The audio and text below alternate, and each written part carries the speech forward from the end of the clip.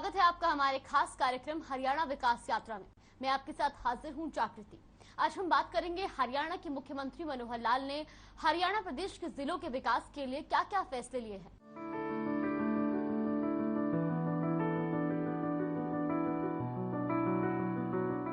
मुख्यमंत्री मनोहर लाल का सराहनीय कदम।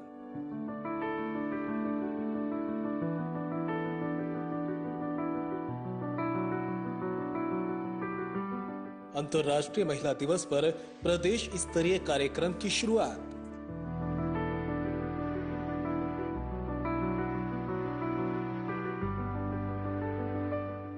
अंतर्राष्ट्रीय महिला दिवस पर मनोहर लाल का संकल्प।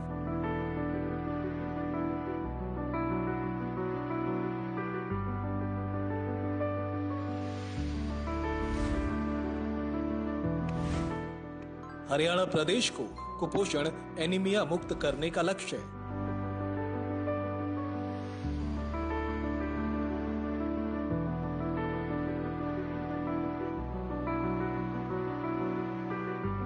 हरियाणा प्रदेश में 500 मॉडल क्रैच स्थापित करने की घोषणा।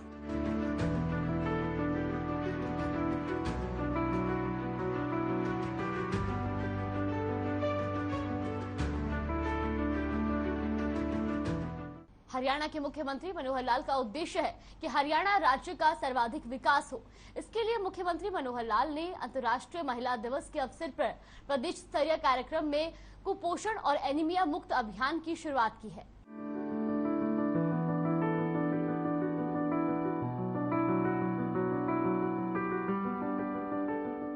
हरियाणा सरकार ने प्रदेश के चहुमुखी विकास के लिए प्रदेश को कुपोषण और एनीमिया मुक्त बनाने का बीड़ा उठाया है। अंतर्राष्ट्रीय महिला दिवस के अवसर पर प्रदेश स्तरीय कार्यक्रम में मुख्यमंत्री मनोहर लाल ने इस अभियान की शुरुआत की। मुख्यमंत्री मनोहर लाल ने चंडीगढ़ स्थित अपने आवास पर आयोजित प्रदेश स्तरीय कार्यक्रम में उपस्थित प्रतिभागियों को भी वीडियो कॉन्फ्रेंसिंग के माध्यम से संबोधित किया। मुख्यमंत्री ने कहा कि महिलाओं के प्रति अपराधों के मामलों में अपराधी के खिलाफ कोई नरमी नहीं बरती जाएगी। उन्होंने कहा कि आज हर क्षेत्र में महिलाएं आगे हैं। हम इस बात के लिए गंभीरता से प्रयासरत हैं कि महिलाओं के प्रति अपराधों पर अंकुश लगे। इस अवसर पर मुख्यमंत्री ने प्रदेश को कुपोषण एवं एनीमिया मुक्त करने के लिए अभियान की शुरुआत करने के साथ ही प्रदेश में सरकारी प्ले स्कूल खोलने की दिशा में काम करते हुए प्रदेश में 30 मॉडल क्रैच की विधिवत शुरुआत की। इस खास मौके पर शिक्षा एवं पर्यटन मंत्री कंवरपाल गुर्जर, महिला एवं बाल विकास राज्य मंत्री कमलेश ढांडा, महिला एवं बाल कल्याण मंत्री के प्रधान सचिव डॉक्टर राकेश गुप्ता सहित कई वरिष्ठ अधिकारी मौजूद रहे।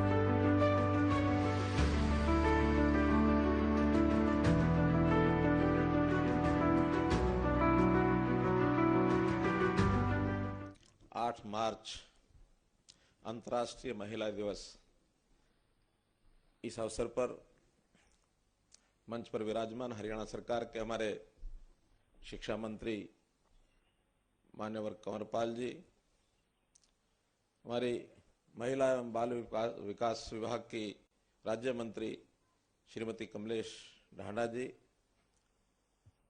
हरियाणा सरकार मुख्य सचिव श्री विजयवर्धन जी और हमारे महिला एवं बाल विकास विभाग के सेक्रेटरी कमिश्नर श्री राकेश गुप्ता जी,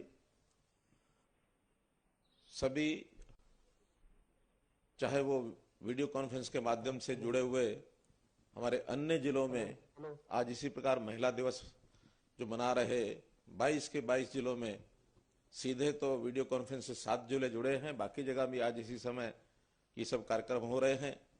ऐसे स्थानों पर उपस्थित सभी हमारे प्रमुख प्रबुद्धजन, अधिकारीगण, उपस्थित हमारी बहनें माताएं, विशेष तौर पर जिनको आज इस क्षेत्र में अवार्ड दिए गए हैं, चाहे हमारे डिप्टी कमिश्नर हैं, चाहे हमारे विभिन्न क्षेत्रों में काम करने वाली हमारी बहनें हैं, और जिन लोगों ने इस क्षेत्र में काम करने के लिए आज उस विभाग से अन्य नए विषयों को लेकर के जो समझौते किए हैं, ऐसे सब बंधुगण, उपस्थित पत्रकार, छायाकार मित्रों, सीएम मनोहर लाल ने प्रदेश अंतर्राष्ट्रीय महिला दिवस के अवसर पर महिलाओं के उत्थान के लिए कई महत्वपूर्ण कदम उठाए हैं।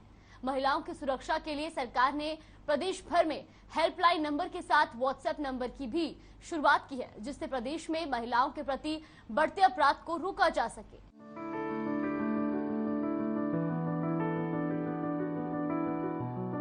अंतर्राष्ट्रीय महिला दिवस के अवसर पर मुख्यमंत्री ने प्रदेश भर में कार्यक्रमों में उपस्थित महिला शक्ति एवं अन्य लोगों को संबोधित करते हुए कहा कि महिलाओं के उत्थान के लिए हरियाणा सरकार ने महत्वपूर्ण कदम उठाए हैं। अभी तक प्रदेश में महिलाएं सहायता के लिए हेल्पलाइन नंबर 181 पर कॉल कर सकती थी। मुख्यमंत्री ने महिलाओं की सुरक्षा और पुख्ता बनाने के लिए व्हाट्सएप नंबर की भी शुरुआत की। अब इमरजेंसी में प्रदेश की महिलाएं 9478913181 नंबर पर व्हाट्सएप के माध्यम से भी शिकायत कर सकती हैं।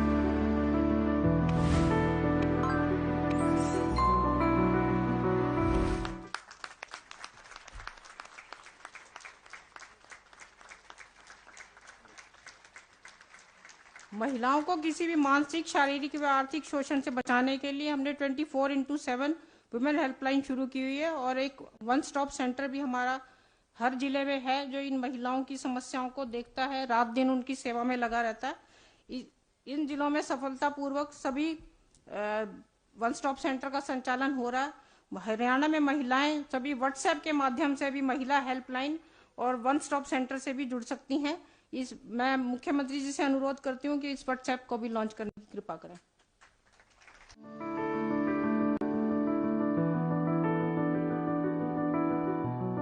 देश भर में माननीय प्रधानमंत्री नरेंद्र मोदी के नेतृत्व में महिला कल्याण के लिए अनेक योजनाएं चलाई जा रही हैं। हरियाणा में पंचायती राज संस्थाओं में महिलाओं के लिए 50% पद आरक्षित किए गए हैं।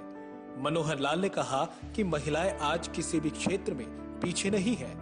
आज बड़ी चिंता केवल महिलाओं की सुरक्षा की है। महिलाओं के प्रति अत्याचार के मामलों से निपटने के लिए सख्त कानून बनाए गए हैं।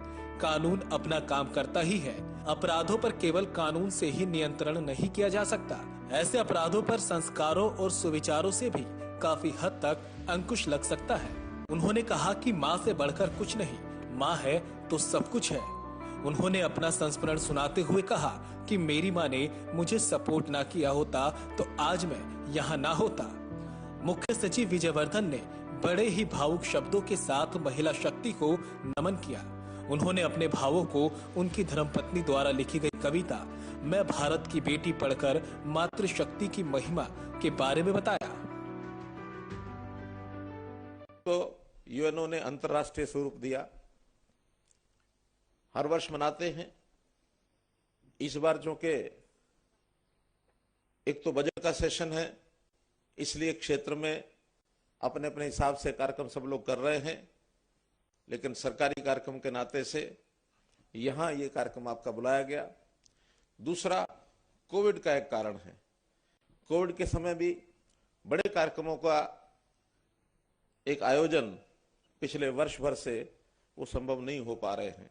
इसलिए तकनीक का सहारा लेकर के हम किसी भी बात को कहने के लिए बड़ी संख्या में उपस्थिति दर्ज कराते हैं। आज भी हजारों की संख्या में हमारी माताएं बहनें ये साथ जुड़ी हैं। मैं उन सब का अभिनंदन करता हूं, स्वागत करता हूं। आप यहां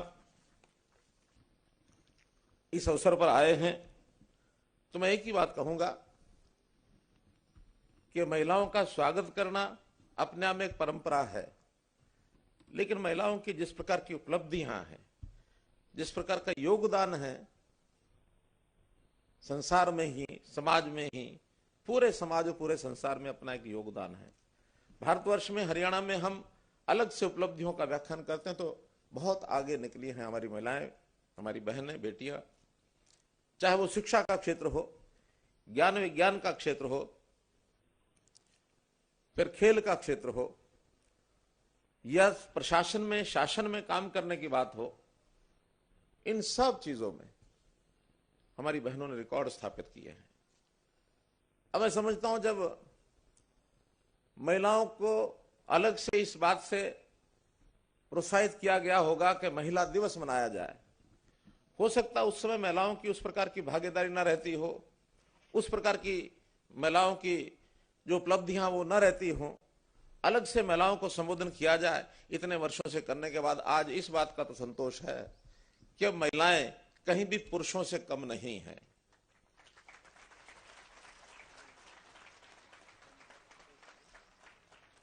अब अगर आज एक बात की चिंता है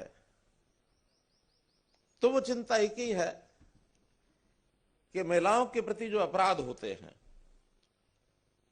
वो कैसे समाप्त हों, क्योंकि आज भी समाज की एक ये बहुत बड़ी बुराई मैं कह सकता हूं, कुछ लोग आज भी उस धरातल पर नहीं आए हैं कि हम समाज के अंग इस नाते से सब बराबरी का हमारा हिस्सा है, तो हमारे संस्कार भी ऐसे होने चाहिए कि महिलाओं का जो सम्मान हमने किया है, मां के समान किया है, हमने माता के नाते से पूजा है, तो माता का, बहन का ये जो हमारा रिश्ता, ये हर व्यक्ति के मन में, खास करके मैं आह्वान करूंगा पुरुषों को, नौजवानों को, कि हमारी बहन बेटियां हैं, घर में जैसे होती हैं ऐसा ही सम्मान, मान, कदर, इज्जत, ये हमको समाज के अंदर हमारी बहनों के प्रति, माताओं के प्रति रखनी है, ताकि महिलाओं के प्रति जो अपराध है ये कम हो सके। अपराध को कम करने के तरीके या तो दंडात्मक होते हैं, कानून बनता है, हमने भी बनाए ही, 12 साल से नीचे की बच्ची अगर उसके खिलाफ कोई इस प्रकार की घिनौनी हरकत करता है तो उसको मृत्यु दंड तक भी देने का प्रावधान किया है, जो सारे देश में हो चुका है।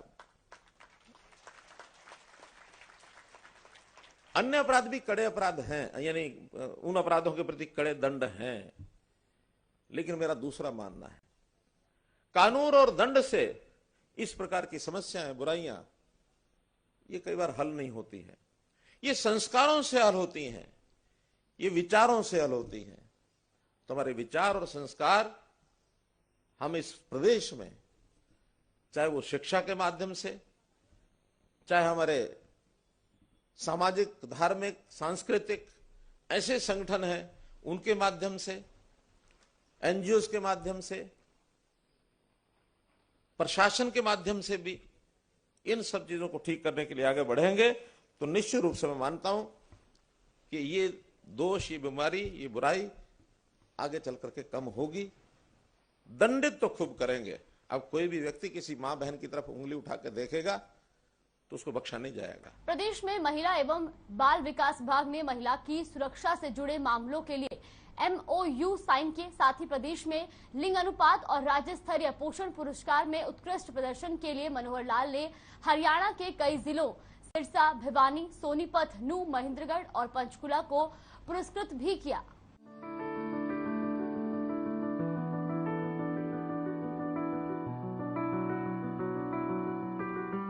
महिलाओं की सुरक्षा से जुड़े मामलों के लिए महिला एवं बाल विकास विभाग ने कई MOU साइन किए।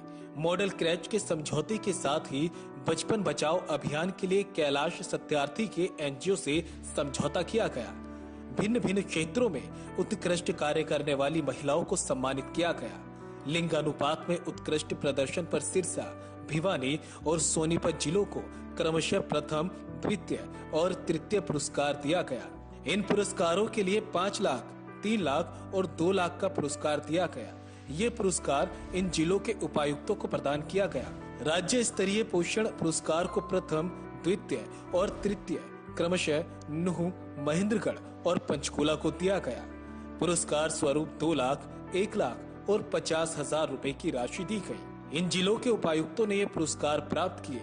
खेल, सामाजिक कार्य और इस कर्मचारी वर्ग में उत्कृष्ट कार्य करने के लिए भी 38 महिलाओं को सम्मानित किया गया।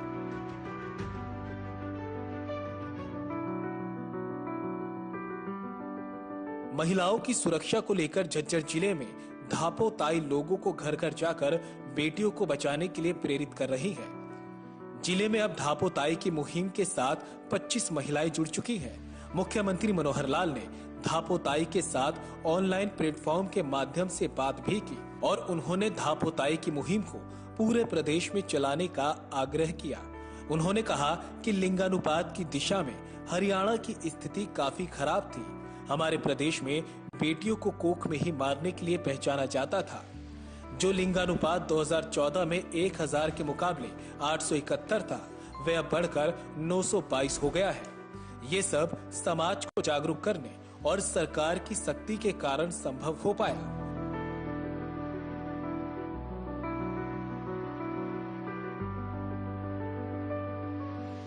इसमें विशेष तौर पर आज हमारे साथ जुड़ी हुई हैं झज्जर से मां समान हमारी बड़ी आयु की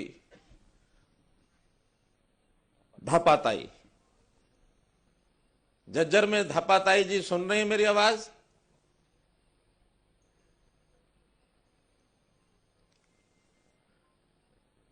ये धापाताई बैठी है सामने।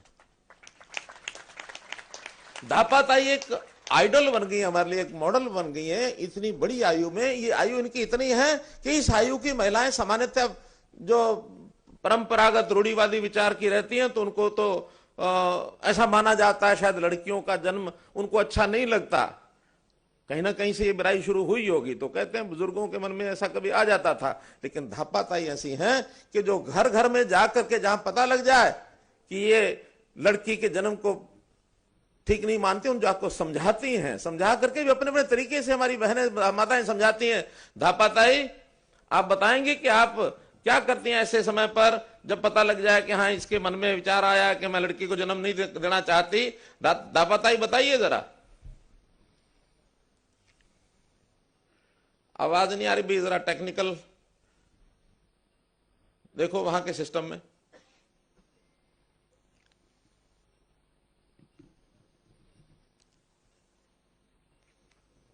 धापाताई ने मैसेज भिजवाया मुझे, मेरे से जरूर बात कराना।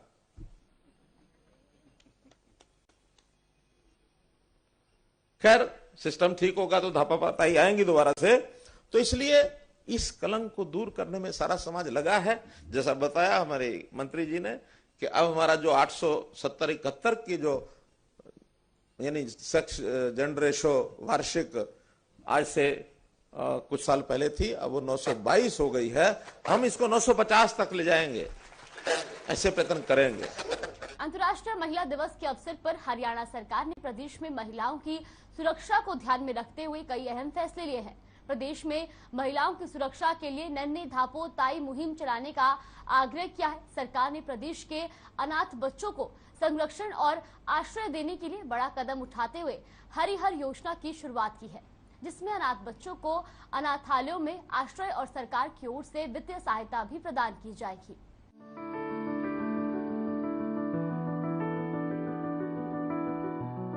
हरियाणा में अनाथ बच्चों को संरक्षण और आश्रय देने के लिए बड़ा कदम उठाते हुए मुख्यमंत्री मनोहर लाल ने हरिहर योजना की शुरुआत की। एक अनाथ बच्चे की कहानी सुनने के बाद मुख्यमंत्री ने यह निर्णय लिया है कि अनाथ बच्चों के अभिभावक संरक्षक की भूमिका सरकार निभाएगी।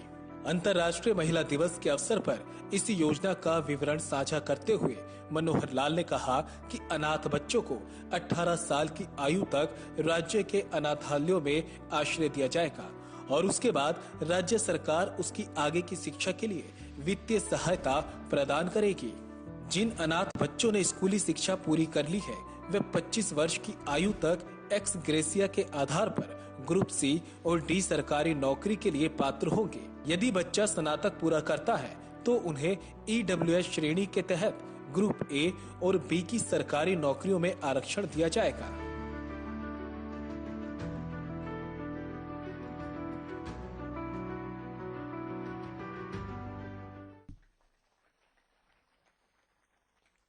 ऐसे ही एक विषय और है। मेरे पास एक नौजवान आया और बहुत ही अपनी दुर्व्यवस्था उसने कहानी सुनाई। काफी देर सुनाने के बाद उसने एक दो बातें कही, मुझे पहले तो समझ में आई नहीं। कहने लगा कि मुझे ये पता नहीं मेरी माँ कौन है, मुझे ये पता नहीं मेरा बाप कौन है, और मुझे ये पता नहीं मेरी जाति क्या है, मैं किस वर्ग से संबंधित रखता हूं। मैं एक बाल गृह में पढ़ाई करता था, पालन पोषण वही होता था। 18 साल के बाद नियम है सरकारी, उसको बाहर निकाल दिया और अब उसकी आयु 26-27 वर्ष हो गई। बाहर निकल करके कहीं छोटी मोटी नौकरी करता रहा, कहीं होटल पर, कहीं कुछ, लेकिन पढ़ाई चालू रखी उसने। पढ़ाई करने के बाद ग्रेजुएट हो गया। नौकरी लेने के लिए जाता था तो पूछते थे तुम्हारी जाति क्या है, कैटेगरी क्या है, कहता मुझे पता नहीं होता था। माता पिता के नाम क्या है। तो वहाँ के जो मैनेजर होते हैं बाल गृह के, उसका नाम लिखवा दिया, अभी हमारे पिताजी हैं। वहाँ की जो माई आया होती है उसका नाम लिखवा दिया मैं, इसकी जो है माँ के नाम वो लिखे जाते हैं वहाँ। लेकिन फिर भी उसकी मनस्थिति क्या थी, जैसे उसको लगता मेरा कोई अपना नहीं है। तो हमको थोड़ा चुभ गया, पता नहीं क्यों उस बाल गृह में उसकी माँ छोड़ गई, कहीं से वो कूड़े में से मिल गया, लेकिन 1 साल से छोटा ही था कि उस बाल गृह में उसकी उपस्थिति दर्ज की गई है। तो ऐसे जो बालक होते हैं आज भी जो छोड़े जाते हैं उनको कहते हैं हम सरेंडर्ड, क्या अबंडेंड 1 साल से नीचे, 5 साल नहीं, सरेंडर्ड 1 साल से नीचे। तो वो सरेंडर की श्रेणी में था, 1 साल से छोटा था जब उसका नाम लिखा गया। वहां हमने रिकॉर्ड सारा निकलवाया। फिर जो अबंडन होते हैं वो 5 साल से छोटे होते हैं, जिनको माँ बाप या तो छोड़ देते हैं या कहीं वो भटक जाते हैं, गुम हो जाते हैं, पुलिस को मिल गए, अब उनका कोई अता पता लगता नहीं है। हमारी चाइल्ड वेलफेयर कमेटी ढूंढने की कोशिश करती है कि माँ बाप इसके कहीं मिल जाएं, लेकिन जब नहीं मिलते तो उनको भी वहीं बाल गृह में ही रखा जाता है। अब ऐसे इनका भविष्य कुछ नहीं है, इनके आगे अंधेरा है, क्या करें। अब हम उसकी पॉलिसी बना रहे हैं। पॉलिसी क्या बना रहे हैं कि ऐसे जो बच्चे हैं सरेंडर और अबंडन, 1 वर्ष के या 5 वर्ष के छोटे जो एडमिट हुए, उनको 18 वर्ष तक तो वो बाल गृह में रहेंगे जैसे पहली व्यवस्था है। अब 18 से ऊपर का जो संकट है वो ये है कि वो क्या करें। हमने तय किया है कि 25 वर्ष तक या उससे पहले अगर कोई उनकी शादी कराने का कोई सिलसिला बन गया, उसमें भी प्रशासन ही सहयोग करता है, कोई शादी हो जाए, तब तक उनका पूरा खर्च वो पढ़ाई करें, किसी भी रुचि के हिसाब से उनकी जो बुद्धि काम करती है, जितना टैलेंट है उनमें, वो सारी पढ़ाई, उनका रहना सहना, ये सारा सरकार करेगी। यानी अब उनका पालन पोषण, माई बाप, उनका वो सरकार रहेगी। और 18 वर्ष के बाद अगर पढ़ाई में रुचि है तो पढ़ाई करें। मानो पढ़ाई में रुचि नहीं है, 18 वर्ष तक 10वीं 12वीं कर ली, 12वीं भी हो सकती है 18 वर्ष तक, तो फिर उसको ग्रुप सी और डी की नौकरी उसकी पढ़ाई के हिसाब से, एक्स ग्रेशिया के हिसाब से तुरंत मिलेगी। उसको ना कोई एग्जाम देना, ना उसको इंतजार करना। जैसे ही 18 के बाद हुआ सरकारी उसकी नौकरी, 18 के बाद नौकरी देते हैं ना, एज 18 ही होती है ना, हाँ, एज आड़े तो नहीं आती ना, हाँ, तो उसको नौकरी कोई भी डी और सी ग्रुप की उसकी एक्स ग्रेशिया मिलेगी। लेकिन यदि वो ज्यादा पढ़ लिख गया बाद में, 18 के बाद हायर एजुकेशन में ग्रेजुएशन कर लिया, तो वो ग्रुप ए और बी का भी हकदार हो जाता है। तो ए और बी में उसको कंपीट करके आना होगा, उसमें कंसेशन मिलेगा उसको। ये जो आर्थिक तौर पर पिछड़ा जो एक वर्ग है, ईडब्ल्यूएस, उसका जो उसको लाभ मिलेगा, उस श्रेणी में उसको माना जाएगा, ताकि उसको और लाभ हो जाए। नौकरी जब सरकार देगी तो उसका पूरा पैसा, नौकरी में पैसा मिलेगा, वो बैंक में जमा होगा। उसका खाना पीना, खर्चा पानी तब भी सरकार ही करती रहेगी। उसके उस पैसे में से उसको अपना गुजारा नहीं करना। हाँ, 20% पैसे तक वो अपना कोई खर्चा करना चाहे, कोई अपने आप को आगे बढ़ाने के लिए कोई विशेष तरह की ट्रेनिंग लेनी है, कुछ लेनी है और कुछ लेना है, तो वो 20% पैसे का वो हकदार होगा, साथ साथ निकालता रहेगा। जब शादी हो जाएगी 25 साल से पहले या 25 साल होने के बाद, वो पैसा सारा निकाल के उसको दे दिया जाएगा। और अगर उसका परिवार हो गया है, शादी हो गई है, तो उसको जब तक अपने को मकान की व्यवस्था नहीं होती, तब तक उसको रहने की व्यवस्था भी सरकार फ्री करेगी। क्योंकि ये बालक ऐसा है जिसका कोई आगे पीछे कुछ नहीं है। हम बाकियों की तो करते रहते हैं, जिसने निर्माण कर ली उसको आरक्षण दे दिया, उसको ये कर दिया, उसको वो कर दिया, सहायता दे दी। लेकिन ये जो बालक है, चाहे वो लड़का है चाहे लड़की है, इसके माई बाप सरकार है। सरकार उनकी शादी तक सारा देखभाल करेगी, या 25 वर्ष तक आयु तक सब देखभाल करेगी। 25 वर्ष का हो गया फिर वो कुछ नहीं करता तो उसको छोड़ देंगे, फिर अपना अकेले जैसे बाकी लोग गुजारा करते हैं अपना करेंगे। तो ये एक योजना, इस योजना का नाम है हरिहर योजना।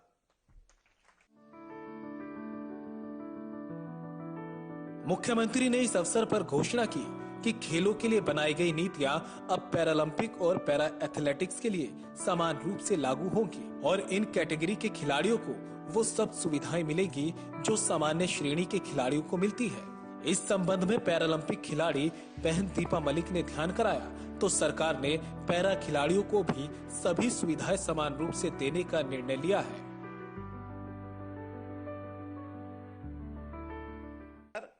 ये एक उत्साह है, उमंग है, एक विचार है, मन का एक संस्कार है कि समाज में एक जो सेक्स रेशियो अगर बिगड़ता है तो इसके दूरगामी दुष्परिणाम भी होते हैं, तो वो दुष्परिणाम ना हो, ये भी परिस्थिति जन्य एक बात है, इसको हमको ठीक करना है। हमारी बेटियां जो जिस नाते से माना जाता था कि बेटियां तो शायद समाज के परिवार के ऊपर बोझ होती हैं, आज बेटियां समाज पर बोझ नहीं हैं। बेटियां दंगल लड़ गई, कहां तक पहुंच गई। बेटियां फिल्मों में, सौंदर्य में कितने नाम ले गई।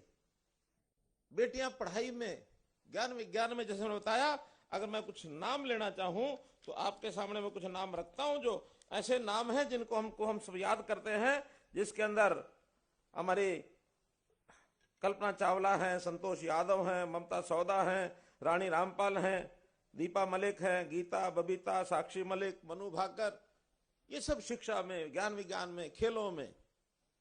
और यदि फिल्म और सौंदर्यकरण की बात मैं करता हूं तो मनिका शौकंद, मानुषी छिल्लर, मीनाक्षी चोपड़ा बहनें कितनी ही ऐसी हैं जो इन चीजों में आगे बढ़ गई हैं। हमारी एक बहन खेलों के अंदर भी इतना, हालांकि बड़ी आयु होने के नाते आज भी वो स्पोर्ट्स पर्सन, एक सक्सेसफुल एथलीट, इस नाते से सोनीपत से जुड़ना चाह रही हैं श्रीमती सुमन अहलावत। सोनीपत में सुमन अहलावत बहन घरेलू महिला हैं, फिर भी एथलीट में हर जगह पहुंच जाती हैं और रिकॉर्ड ब्रॉन्ज, सिल्वर और गोल्ड मेडल तक लिए हैं। अगर सोनीपत से बहन सुमन अहलावत जुड़ रही हो तो मैंने पूछना चाहूंगा कि आप घरेलू महिला होने के नाते भी इतना सब कैसे संभव हो पाता आपके लिए। तो आपने देखा कि हरियाणा सरकार हरियाणा राज्य के विकास के लिए सूचियां बना रही है, प्रदेश भर के लोगों को विकास के नई दिशा की ओर ले जाने के लिए रोड मैप भी तैयार कर रहे हैं। साथ ही प्रदेश भर में महिलाओं की सुरक्षा को और पुख्ता करने के लिए हेल्पलाइन नंबर की भी शुरुआत की है, जिससे महिलाएं अपने खिलाफ हो रहे अत्याचारों को रोक सके और भविष्य में महिलाएं सुरक्षित रहे। फिलहाल आज के इस खास कार्यक्रम में इतना ही। मुझे दीजिए इजाजत। नमस्कार।